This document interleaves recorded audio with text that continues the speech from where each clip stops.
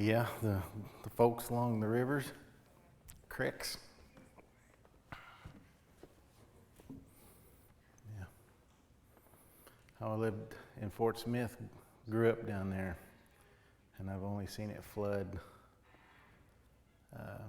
one time, and it wasn't to this magnitude. We didn't shut bridges down. But anyway, that barge hitting the lock and dam was pretty eye-opening. Full of fertilizer, I think. That ought to be good. Diluted.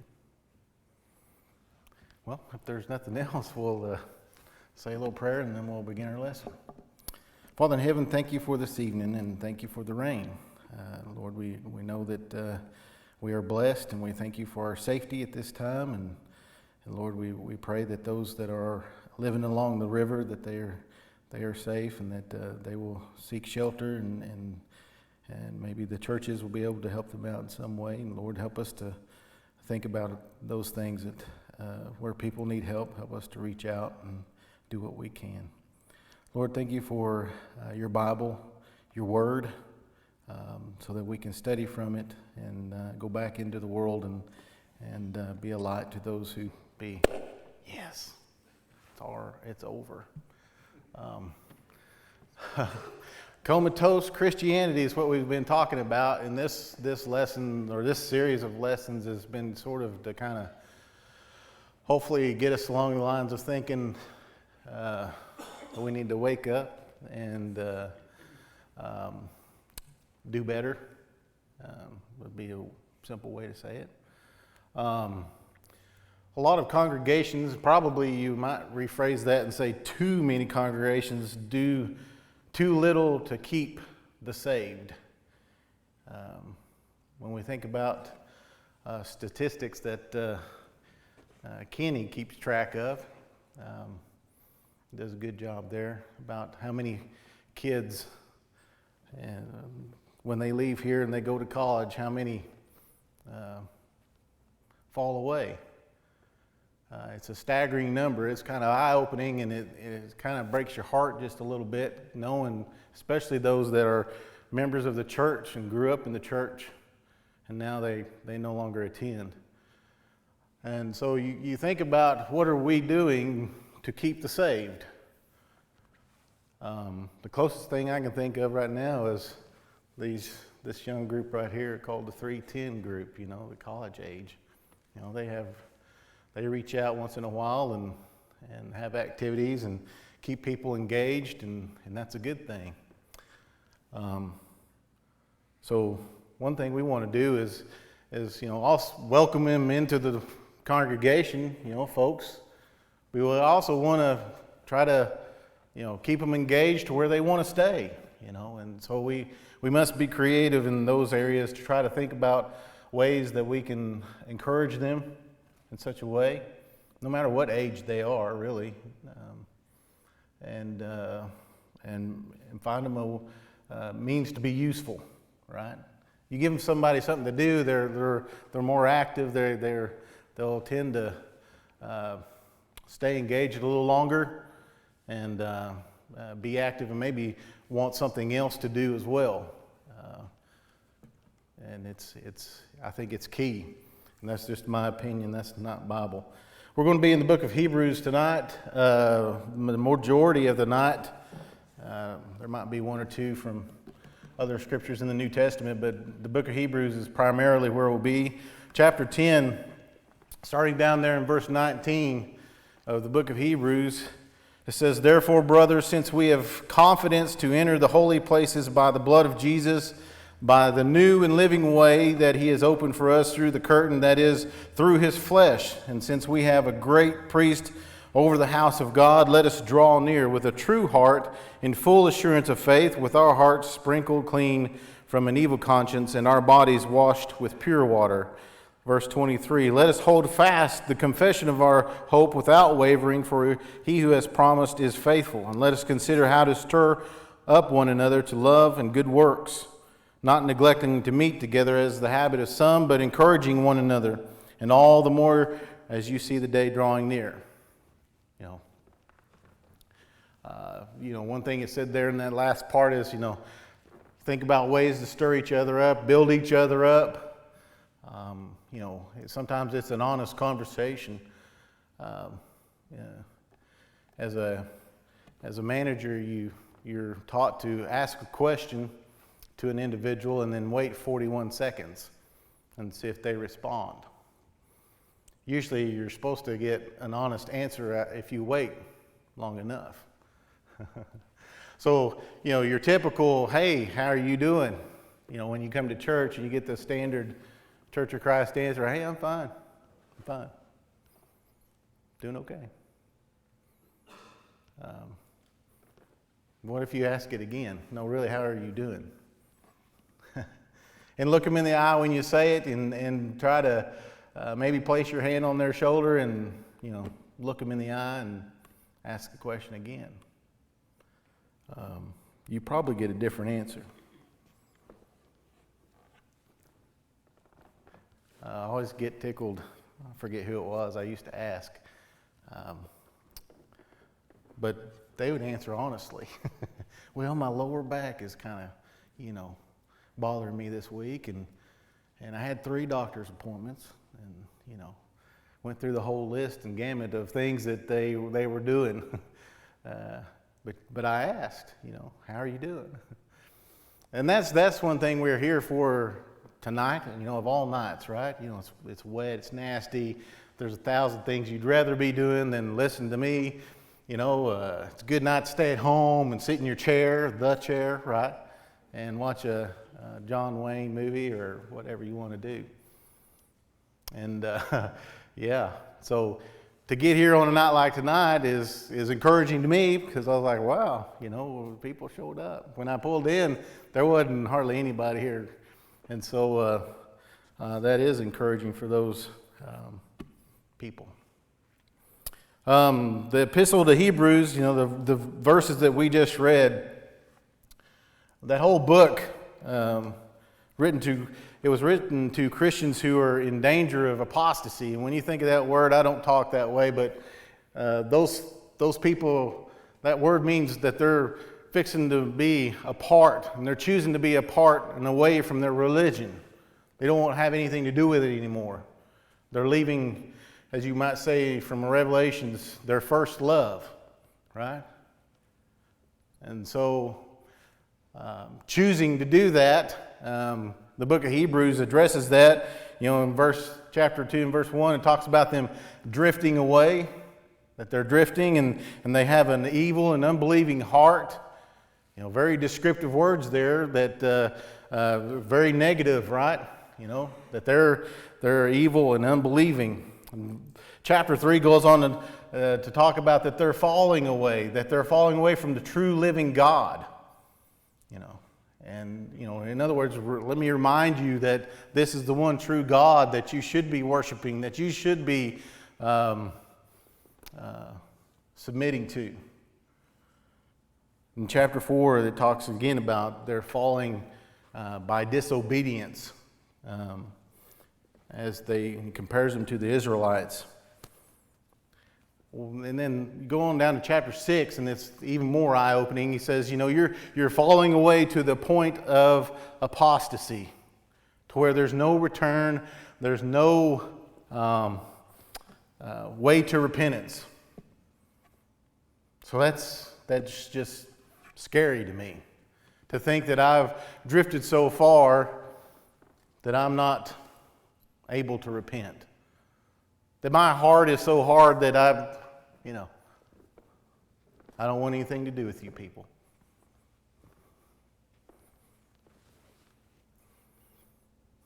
That's scary.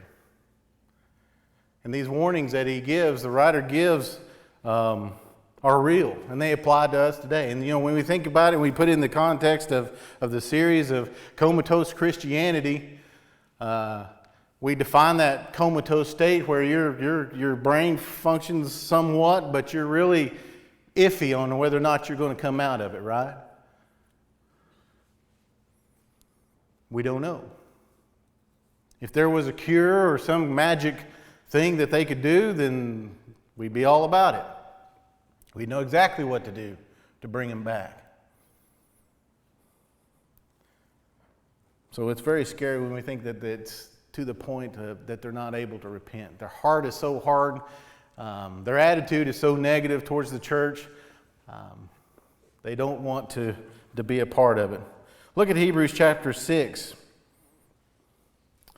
starting there in verse 4. It says, "For it is impossible in the case of those who have once been enlightened, who have tasted the heavenly gift, and have shared in the Holy Spirit, and have tasted the goodness of the Word of God and the powers of the age to come, and then have fallen away, to restore them again to repentance, since they are crucifying once again the Son of God to their own harm, and holding him up to contempt. For land that has drunk the rain that often falls on it, and produces a crop useful to those for whose sake it is cultivated, receives a blessing from God. But if it bears thorns and thistles, it is worthless and near to being cursed, and its end is to be burned." So you see there in those verses, they're falling, they're in danger of being fruitless. And that's one thing that you can gauge your Christianity and your maturity. How fruitful am I? If we're not in a comatose state, we should be producing fruit.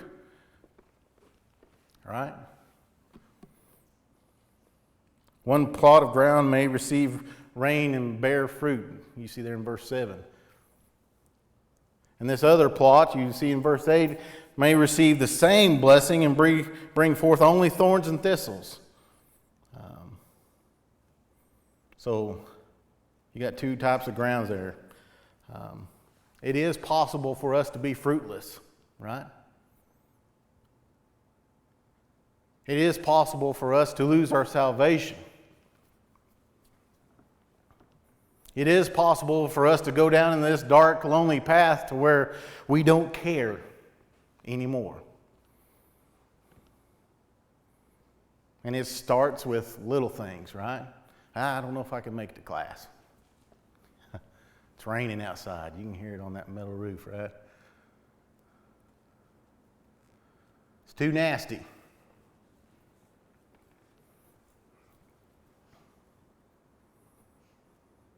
Well, I don't know if I like the preaching.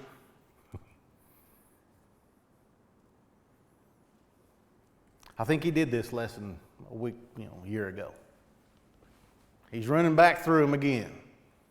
It's real easy to go negative, isn't it? It's real easy to find something wrong in your mind eye. But what I have to do to myself, or for myself, in order so I don't go there and my heart doesn't become hardened, is what am I doing? Did I do everything within my power to make it a positive experience? Did I reach out to someone? Did I take notes?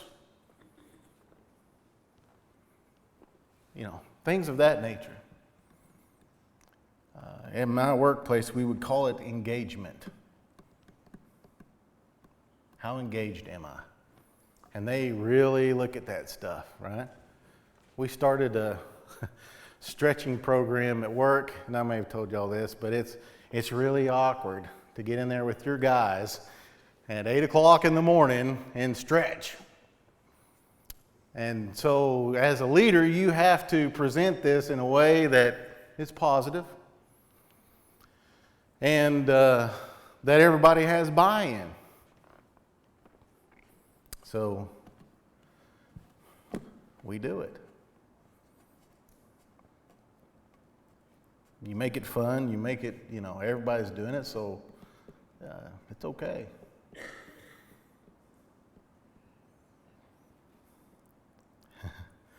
I told him the other day, I said, I can't touch my toes without my hair cutting off. So we're only going to do 2 or 3 of these. And then you might have just the oddest music playing in the background that you can think of, just to kind of lighten the mood. The main thing here you want to see there in verse 4 through 8 is that they're in danger of being lost.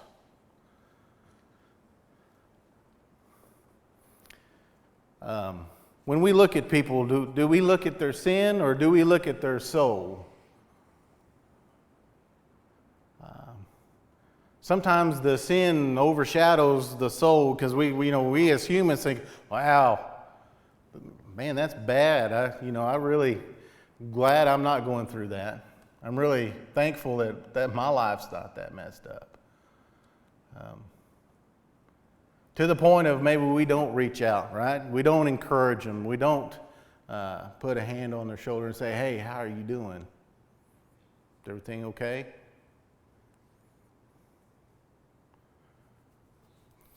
And so the things that we're talking about are very serious. They're in danger also of becoming sluggish. When we think about sluggish, you think about not functioning on all 8 cylinders. There's something that you need, right? Whether it be fuel or hydration or something like that. And so I've been there in my physical realm. I've also been there in my spiritual realm where I'm not firing on all 8. We'll say I'm a V8.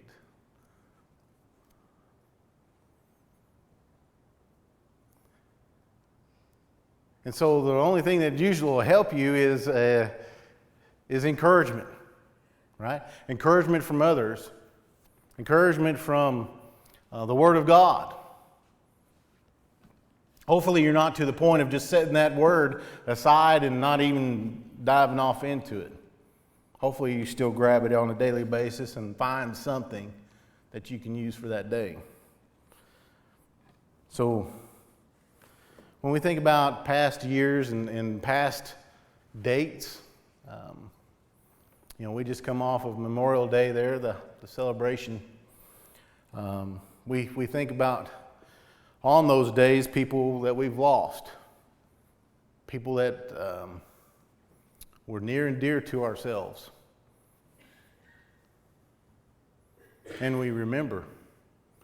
I wasn't able to go to the cemetery to put the flags out. I was up at Green Valley doing that gig. But I circled back Sunday afternoon and went 4th row down, 2nd one over. That's where Mom is. There's a flag.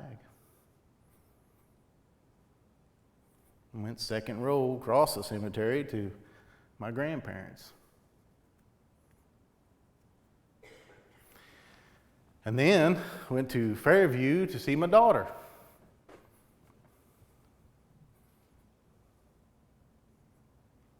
Wiped her stone off, put a little ornament there. But we remember. Thankfully, that's something that I've taught my boys to remember, and they go with us. And Billy remembers. To lose a family member is a sad experience, and I'm doing really well to hold this together. But think about your spiritual family for just a moment.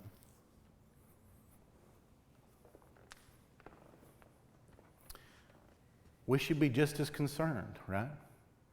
That's my brother, that's my sister. To make sure that they're okay. To make sure that everything is right in their world, that with God and their relationship with Him, be just as concerned with them, because one day they will no longer be with us.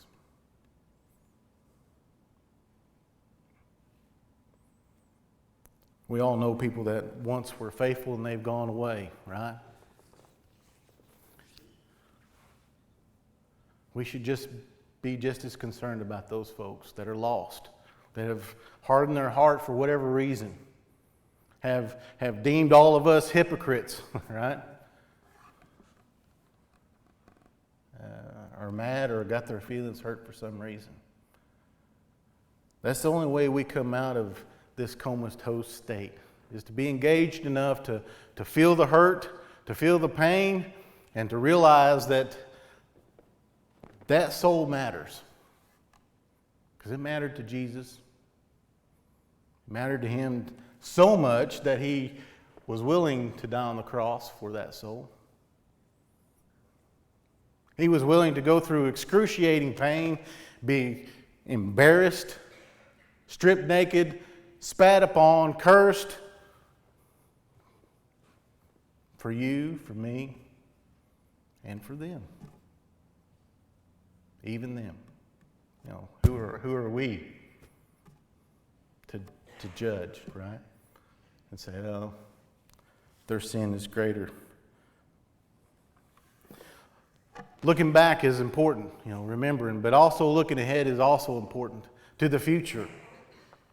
What we will, what will the coming months bring? What are we going to do? Will any of us fall away as some members of our spiritual family have done? Are we watching out for that to make sure that doesn't happen? That was the question that was faced by those that, the book of Hebrews was written to. They were in danger of falling away. They were like many that are wavering, or you might say teetering, on the brink of falling away. And so Hebrews was written to help them stand firm and to keep them from falling away. What could they do to avoid this apostasy, this hardening of their heart, their leaving of this, what they know as their faith? What can they do? Look at Hebrews chapter 3, verse 12. It says, "Take care, brothers, lest there be any of you an evil, unbelieving heart, leading you to fall away from the living God, but exhort one another every day, as long as it is called today, that none of you may be hardened by the deceitfulness of sin. For we have come to share in Christ, if indeed we hold our original confidence firm to the end." So we should be building each other. This is our time, right? You're not here to hear me speak. I can assure you. We're here to build each other up, make sure when we go out through those doors that we go back into the workplace where there's a bunch of non-Christians, non-believers, that we can help each other. Because Satan is just right there, flinging those darts and making sure that we do not stand up for Christ. So one thing that we must do is have patience, right? Sometimes it doesn't happen overnight. We talked a few weeks ago about timelines, how God is His timeline is way different than ours. And ours is, we live in a society where we want everything right now, right? We don't even want to go through the drive-thru anymore. We don't even want to go into the restaurant anymore. We just go up to the special parking spot, and I've already sent the order in with my app, and the young lady's going to come out and bring me my dinner, and I'll be able to get out of there in 5 minutes, right? Convenience. That's what we're all about. How many of you panic over not receiving a reply to your text message after so long? Hey, buddy, wasn't sure if you got this or not, but kind of need a response. Or you just go ahead and call them, which you probably should have done in the first place.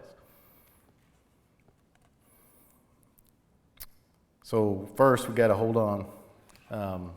Hebrews 12, verses 1 and 2 says, "Therefore, since we are surrounded by so great a cloud of witnesses, let us also lay aside every weight and sin which clings so closely, and let us run with endurance the race that is set before us, looking to Jesus, the founder and perfecter of our faith, who for the joy that was set before him endured the cross, despising the shame, and is seated at the right hand of the throne of God."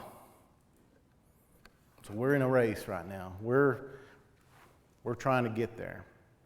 And endurance is the only way we'll be able to get there. I hate running. I hate it. I mean, it's a form of punishment in my mind due to some previous coaching that I experienced. But I'm not an endurance runner, really. I'm definitely not a sprinter. Can't do any of that.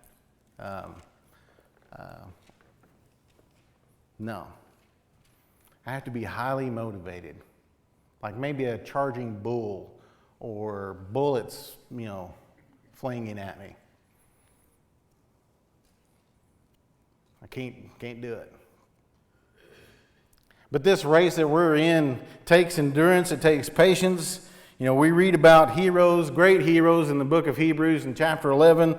Those cloud of witnesses is what he's talking about. All those heroes that we read about in Hebrews chapter 11. How are they witnesses? They've already ran this race successfully. They've made it. That's why they are witnesses. They have made it. They've endured it. What's great about that is since we know they are our example, we know it can be done, right? I think I can do that. I may not at face value realize that I can do something or I'm capable of doing something, but if I see someone else do it, I'm like, I might be able to do that. It's like book learning. For me, I'm not a big book learner. Not. But if I can go out there, see it done, and emulate it, right? I can do it. I had a guy that I worked with.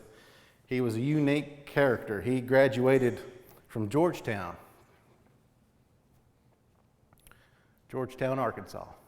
There was a little two-room schoolhouse there. That's what he would always say. I graduated from Georgetown. But he was very unique. He'd always say, Brian, I believe if I watched a brain surgery, I believe I could do it myself. And I was, well, okay. He said, Brian, confidence is half the battle. If you have confidence, you can do it. He was very unique. Good person. So we know that it can be done. We've seen it. We got witnesses. So we got to run, but we got to do it with patience. We got to do it with endurance, and then finally you got to persevere. What does it mean to persevere? Hang in there, yeah. Keep on keeping on. Secondly, we got to fix our eyes on Jesus. If we're going to hold on, we got to not take our eyes off of Him. What happened to Peter when he took his eyes off of Jesus? He started sinking. Yeah. Very good analogy there. The readers that we see there in Hebrews chapter 10, they had been previously persecuted. And so perhaps, like other New Testament Christians, they had been spoken against. Although they had not yet had to shed their blood for their faith, this was something that was a possibility, right? Jesus, some of his core group left him, right? And he asked the 12, he said, hey, are you guys going to leave too? You want to bail on me? That's what it takes is perseverance. When the persecution starts, and when I don't know anybody in this room that's been persecuted. I mean, truly persecuted. We might have had some verbal tongue lashings or something like that, but it's nothing like what you see in the New Testament and what they faced. Or what some countries today face, right? Because of their faith. So we must consider Jesus as we determine in our souls, in ourselves, to remain faithful and to endure and to persevere. One thing also we need to remember is that God disciplines His children. Just like you who have children, you have probably some form of discipline, whether it be time out, maybe a good old-fashioned whooping, whatever it is. Is it necessary? Sure. Yeah. I got a lot of whippings, but 99.95% of them I deserved. I can tell you that. And anybody that grew up with me or was in that house can tell you that. Whew. Yeah.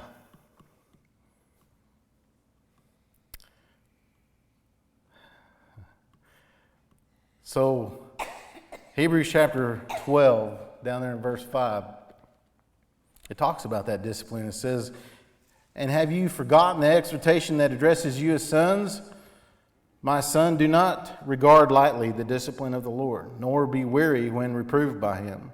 For the Lord disciplines the one He loves, and chastises every son whom He receives. It is for discipline that you have to endure. God is treating you as sons. For what son is there whom his father does not discipline? If you are left without discipline, in which all have participated, then you are illegitimate children, not sons. Besides this, we have heard earthly fathers who disciplined us, and we respected them. Shall we not much more be subject to the Father of spirits and live? For they disciplined us for a short time, as it seemed best to them, but He disciplines us for our good, that we may share His holiness. For the moment, all discipline seems painful rather than pleasant, but later it yields the peaceful fruit of righteousness to those who have been trained by it." So first we see the readers, they're enduring this persecution. They're enduring difficult times. They're trying to get through all this. The point of it all is that they could view these experiences as God's way of disciplining them.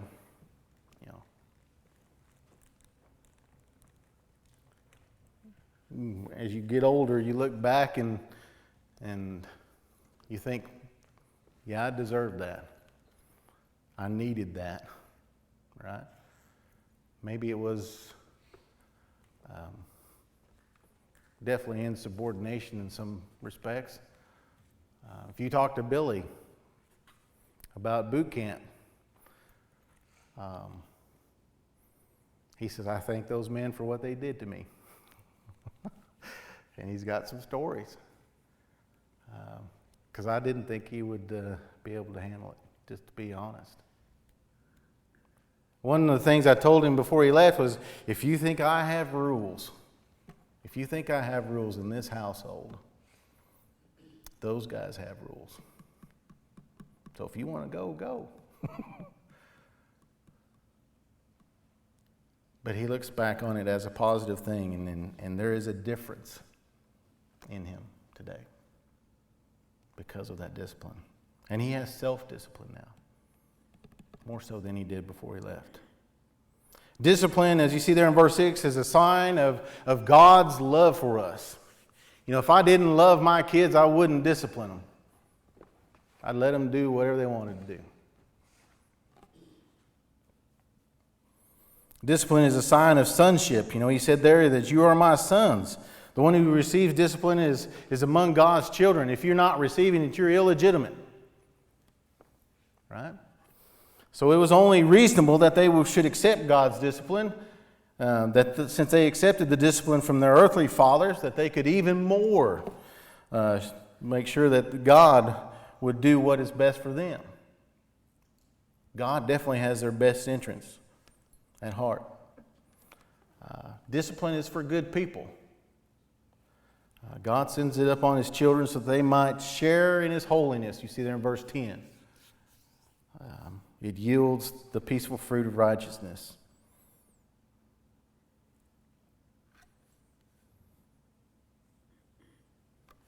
Have you ever noticed that those that succeed in life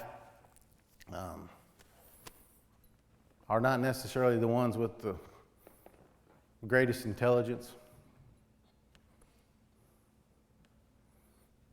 They may not have a degree. You think about founder of Tesla, Steve Jobs, some of those people. But they are people who work very hard. They do the work.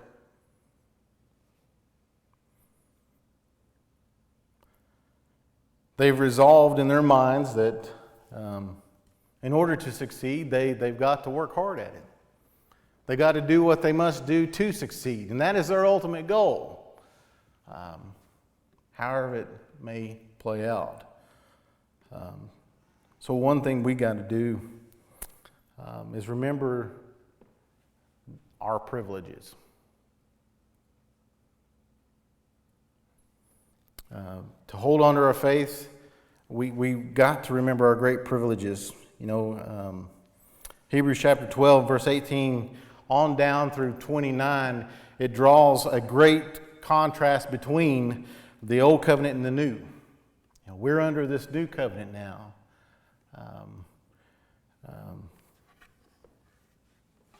We're not doing the same things that Moses did, right?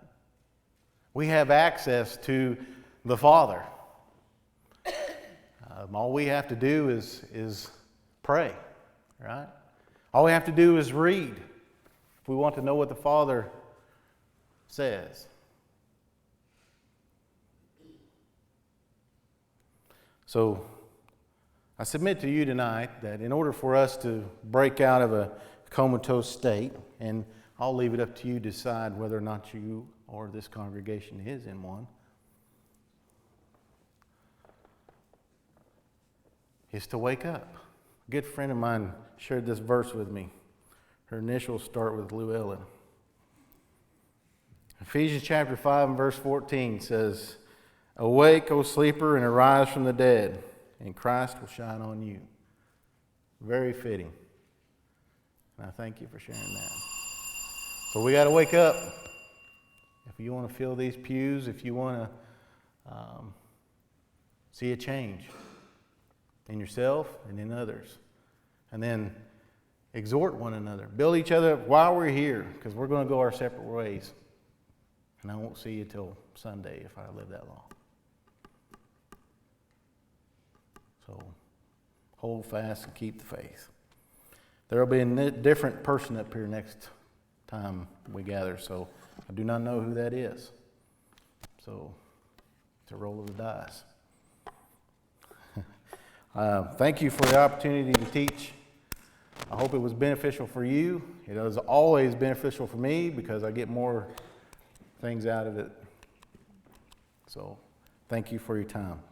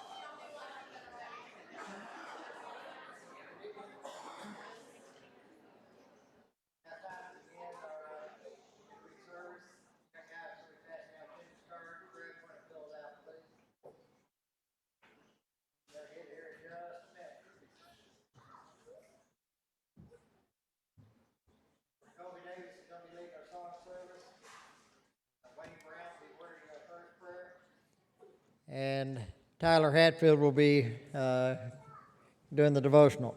Darren Spurlock will close us. Don't forget to keep Sherry Breaker in our prayers as she's recovering from knee replacement. Also, Jerry Lewis, keep him in your prayers. He's been through a heart procedure this past week. And Juanita Crow, the 3-year-old that she's asked for us to keep in our prayers. Men, boys, both, wherever you put yourself. Saturday is the men's breakfast, and now all the men and the boys are invited to come. That'll be at 8 o'clock here in the fellowship hall. This next Sunday will be the start of the summer quarter. We'll kick it off with a potluck meal following morning services. Then we will have a devotional and no evening service this Sunday the 2nd. There is a meeting for the pre-service greeters this coming Sunday, and if you're interested in that, there's going to be a short meeting after morning worship to discuss the new handout pamphlet. Also, this Sunday is going to be the week of the singing at the VA home here in Fayetteville, and everyone is encouraged to come and sing and visit the residents there. Combe Street is going to be having their VBS starting Sunday. There are details on the bulletin board if you want to check it out. And also a week from Sunday on the 9th, there's going to be a wedding shower for Lane Walsh and Trent Hanna. That'll be at 4 o'clock in the fellowship hall. They're registered at Bed Bath and Beyond and Dillard's. Are there any other announcements? If the young men will come and grab the attendance cards, if you'll grab a songbook, we'll begin our devotional.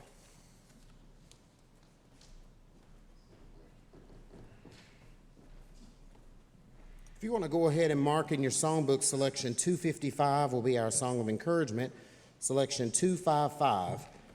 And then we'll turn now to selection 756, when we all get to heaven, selection 756.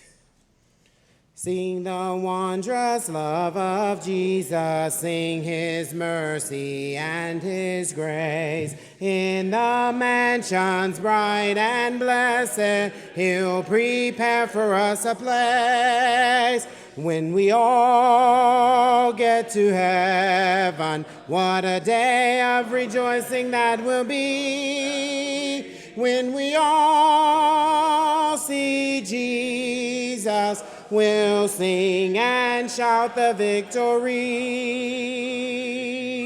Onward to the prize before us, soon his beauty we'll behold. Soon the pearly gates will open, we shall tread the streets of gold. When we all get to heaven, what a day of rejoicing that will be. When we all see Jesus, we'll sing and shout the victory.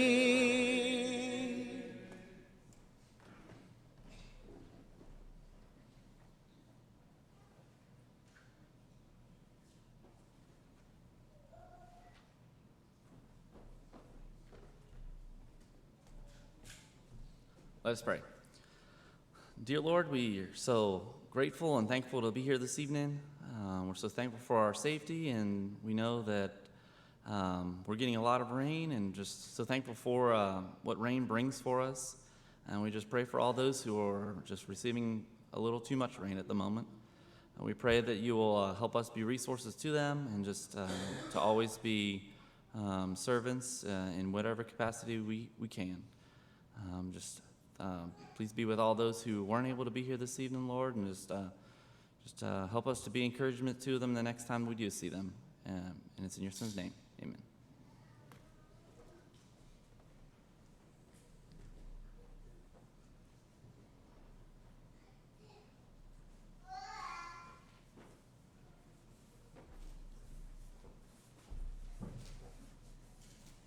Good evening.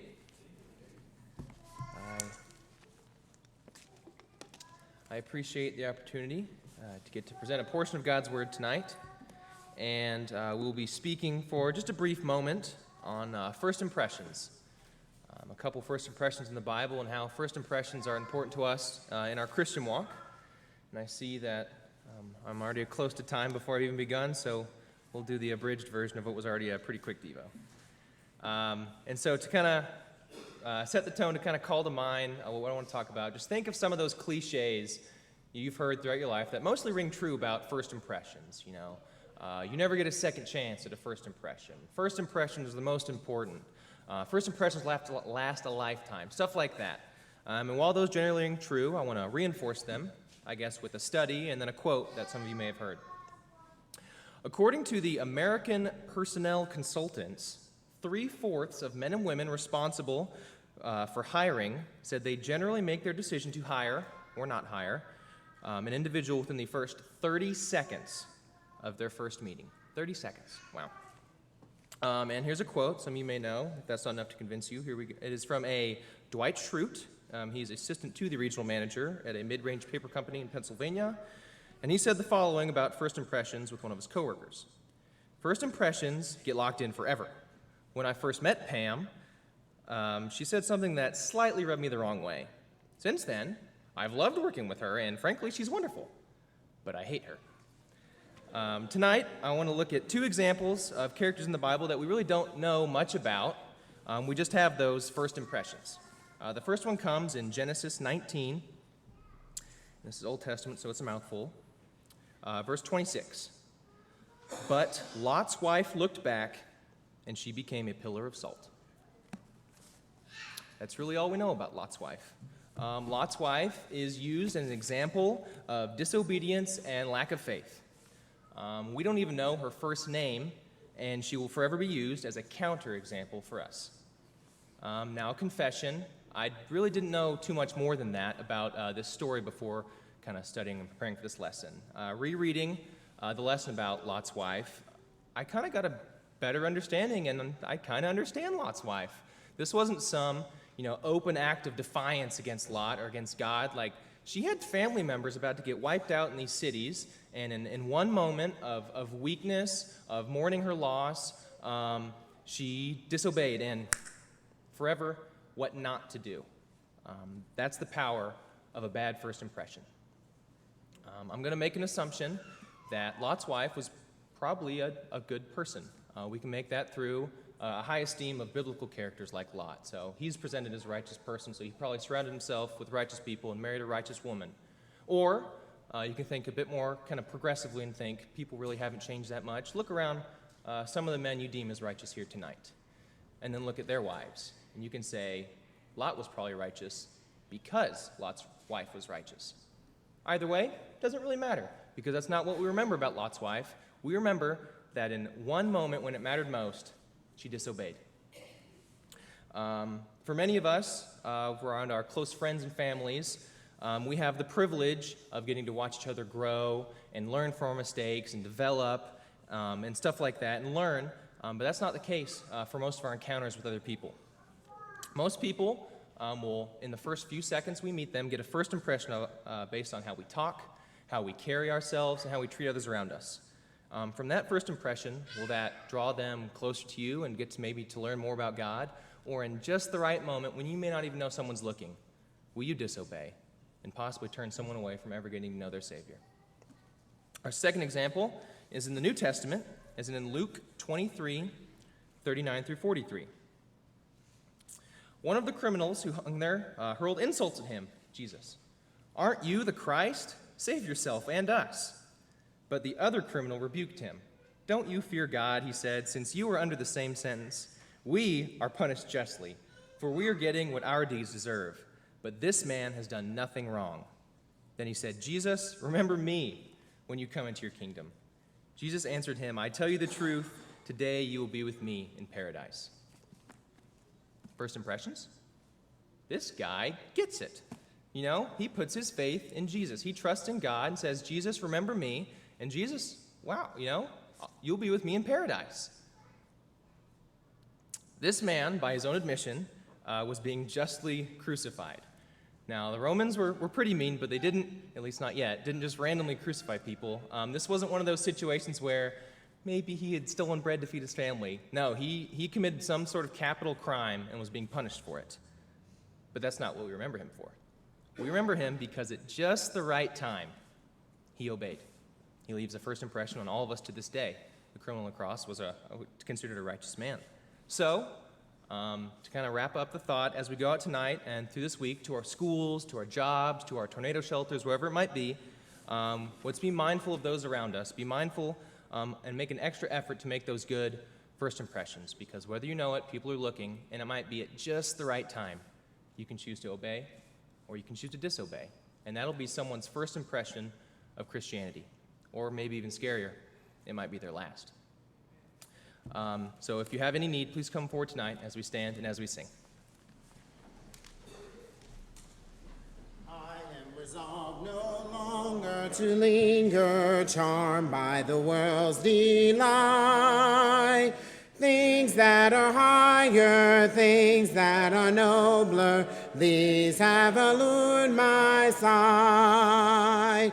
I will hasten to him, hasten so glad and free. Jesus, greatest, highest, I will come to thee. I am resolved to enter the kingdom, leaving the past of sin.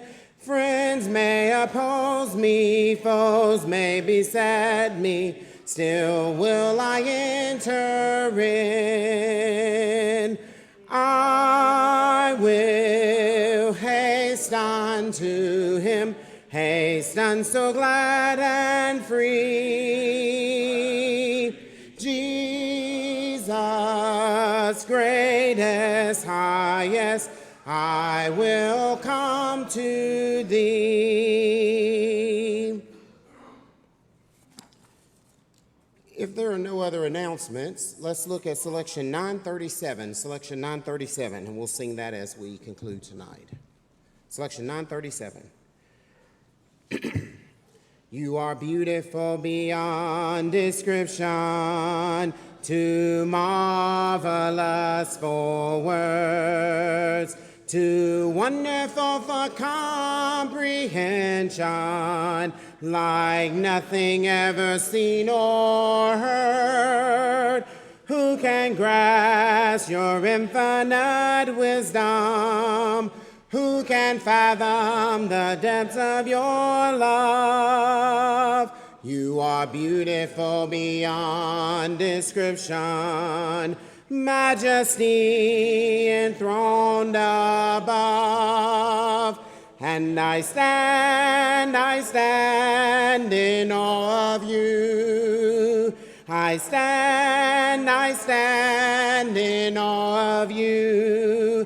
Holy God, to whom all praise is due, I stand in awe of you.